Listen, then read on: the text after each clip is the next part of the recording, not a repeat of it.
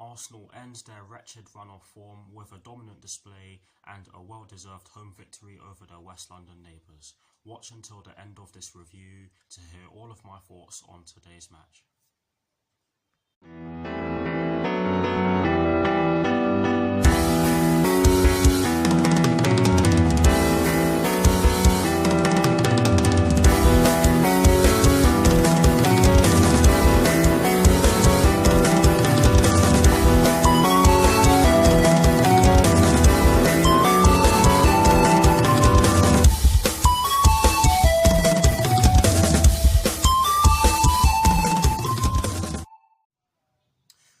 Hello people, welcome to my channel, welcome to another video. This is my review of the match that took place earlier on today at the Emirates Stadium in the Premier League between Arsenal and Chelsea, which Arsenal ended up winning by 3-1. So what I'm going to do for you guys in terms of this review is that firstly, I will be giving you guys the lineup that Frank Lampard fielded at the start of today's match. I'll then be giving you guys my thoughts on the match itself, and as always, I will be giving you guys the positives and the negatives in which I took from the match. And lastly, I will be giving you guys my thoughts on Chelsea's upcoming Premier League fixture, which will be taking place next Monday at Stamford Bridge against Aston Villa with kickoff at 5:30 PM UK time. So without further ado, let's get straight into this review.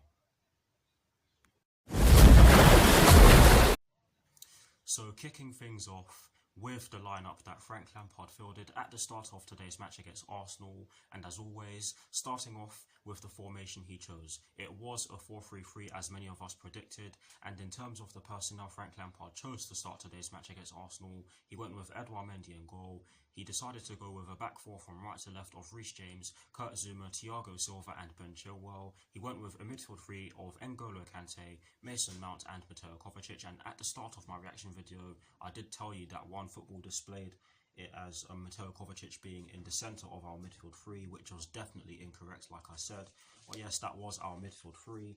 And he went with a front three from right to left of Christian Pulisic, Tammy Abraham and Timo Werner. So that is the lineup that Frank Lampard fielded at the start of today's match against Arsenal. Now for my thoughts on the match itself, and as always, starting off with the first half. I have to say that Arsenal made a great start to the match and they could have scored inside the first minute. A cross came in from their right hand side. I can't remember who put it in. I think it was Hector Bellerin. Do not quote me on this because that was a while ago now, but Gabriel Martinelli did have a shot on goal which went just wide of the post, and we were very fortunate that it went just wide of the post because the defending for that piece of play from Arsenal wasn't too great. For me, Arsenal had the first 6 or 7 minutes, but after that we got into the game. We had a couple of half chances. We had a few shots on goal, but none of them were on target. And after our brief spell of dominance, Arsenal got back into the game and they continued to cause us problems. The one player who I felt actually did something in the first half was probably in the middle. That is probably Mateo Kovacic, because he had that piece of play where he was trying to drive with the ball, but Pablo Mari blocked him off and fouled him, and it was a definite yellow. But other than that, we didn't really have anything going through the middle. Quite a lot of our play was going down the flanks, which is something that I said we needed to not do in my preview. But it wasn't great, and in the dying stages of the first half, they got their first goal. I didn't actually see it because my house's Wi-Fi was just playing about, and I wasn't able to watch the stream. I was watching the match on for a brief period of time. But yes, Lacazette did put the ball into the back of the net from the penalty spot. Kieran Tierney was the player who won the penalty. Reece James brought him down in the box. I didn't actually see it. I heard that it was quite soft, but at the same time, if you bring a player down in the box and you don't get the ball, it's a penalty. It's as simple as that. And like I've just said, Lacazette tucked it away. He sent Edouard Mendy the wrong way, and shortly after that, they got the second goal. I didn't see that because, like I said, my house's Wi-Fi was playing about and I couldn't watch the stream for a brief period of time, but I saw the free kick that Granit Xhaka took. What a rocket of a free kick that was. Put the ball straight into the top right corner, giving Edouard Mendy absolutely no chance of stopping the ball from going into that part of the net. But honestly, guys, it was just terrible, and I can't say that Arsenal did not deserve the lead because they were by far the better team in the first half. We were shocking. But yes, that is it for my thoughts on the first half. Now for my thoughts on the second half. I felt that we made a good start to the second half. We did have a couple of half chances, but nothing else. And after that brief spell of, again, dominance, I'm saying it in inverted commas because we didn't really have a period of the game where we were really dominant. But yes, after our brief spell, Arsenal got their third, and it arose from a poor piece of defending from us. We allowed Bukayo Saka to have loads of space down their right hand side or down our left hand side, shall I say, and he just fired it into the top left corner on his side, giving Edouard Mendy absolutely no chance. Edouard Mendy was off his line, so you can give him a bit of criticism for that, but I don't know what the players in front of him were doing. We just allowed Bukayo Saka to just walk through without even trying to put in a challenge, which is just not good enough. But honestly, guys, that was poor, and as soon as that goal went in, I knew it was game over. And Arsenal did kind of sit back after that, and you can't blame them for doing so because they kind of knew the job was done. But yeah, they did that for pretty much the rest of the game. We just kept going forward, and we kept trying to cross the ball into the box, which just wasn't working. I actually saw Olivier Giroud warming up, but he didn't end up coming on. The 3 substitutions that Frank Lampard made were Jorginho for Mateo Kovacic, Callum Hudson-Odoi for Timo Werner, and Kai Havertz for N'Golo Kante. And to be fair, Callum Hudson-Odoi did give us a bit of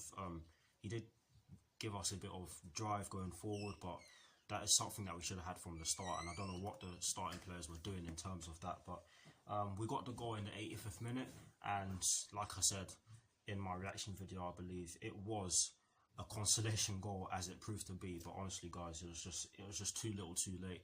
Yes, I think it was Callum Hudson-Odoi who crossed the ball in from the right hand side. Tammy Abraham chested it into the back of the net. I thought it was offside because, of course, the flag went up straight away. It did go to VAR and they gave it.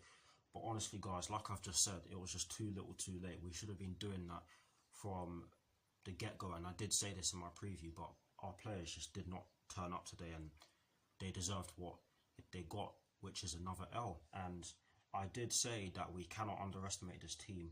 And I also said in my preview that whenever Arsenal are not in a good position and they're due to face us, they normally beat us, and that's exactly what happened. And for those Chelsea fans who are making fun out of AFTV, you deserve this. I don't. But yeah, overall, poor performance, a thoroughly deserved loss, a thoroughly deserved win for Arsenal. I can see them shooting up the table, to be honest. But yes, in terms of the positives and the negatives in which I took from today's match, surprisingly, I took a positive from today's match because, of course, that was shambolic. But yes, the only positive in which I took from today's match is the fact that Tammy Abraham and Christian Pulisic were the only starters that turned up. I thought those two were our best players today, without a shadow of a doubt. Christian Pulisic was trying.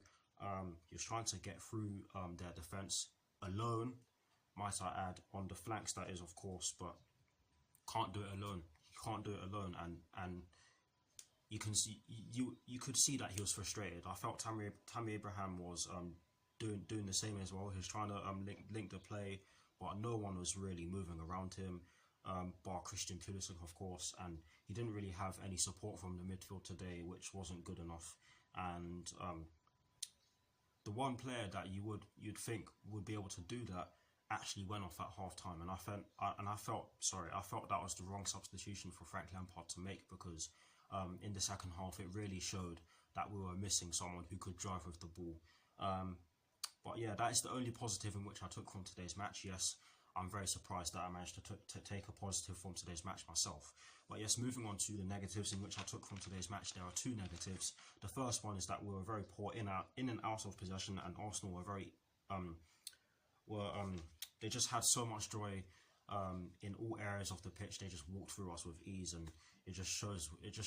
The third goal just proves it. I mean, how can you allow one player to have that much space when you've got 5 or 6 players, or possibly even 7 players in front of the goalkeeper, and he still manages to beat all of them with a glorious shot like that? It's just embarrassing.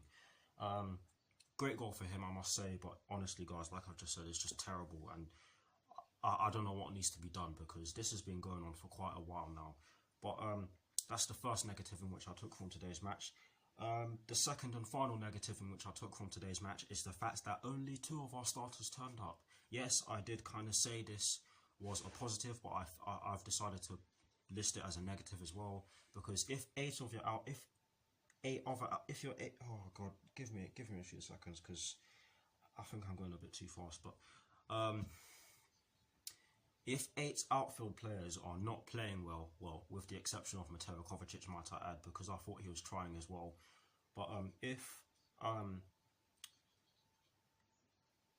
a whole host of outfield players are not playing well, you're not gonna win a game. I'm sorry, it's just as simple as that. And that's exactly what happened today.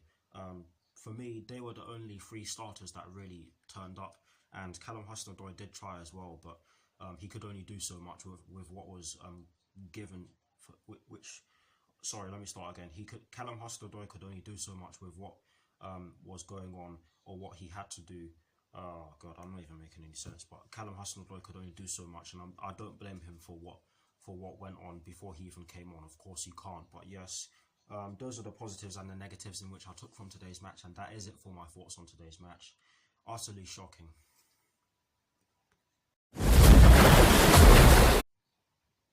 Now, to conclude this review, I am going to give you guys my thoughts on Chelsea's upcoming Premier League fixture, which will be taking place next Monday at Stamford Bridge against Aston Villa, with kickoff at 5:30 PM UK time.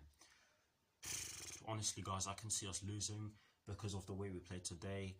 Aston Villa are a very good side. They have had a decent season so far. If I'm not mistaken, they've just beaten Crystal Palace by 3-0, and Crystal Palace are a great side as well, so you have to give Aston Villa a lot of credit for doing so. Honestly, guys, like I've just said, I can see us losing, and I certainly won't be surprised if we ended up getting embarrassed again. However, we need a reaction now, because we've lost 3 of our last 4 Premier League games, and the 3 in which we've lost out of those 4 have not been good enough. It's as simple as that. The performances haven't been good enough, and for me, today's performance against Arsenal was by far our worst performance of the season so far, without a shadow of a doubt. But yes, I expect us to have an attempt to react. But yes, that is it. That's all I can say just now. You'll see my preview for that game anyway. But yes, that is it for this review. I hope you all enjoyed it. Please do like, comment and subscribe to my channel if you're new, and I will see you all very soon for some more videos. Come on, you Blues, come on, Frank Lampard, and peace.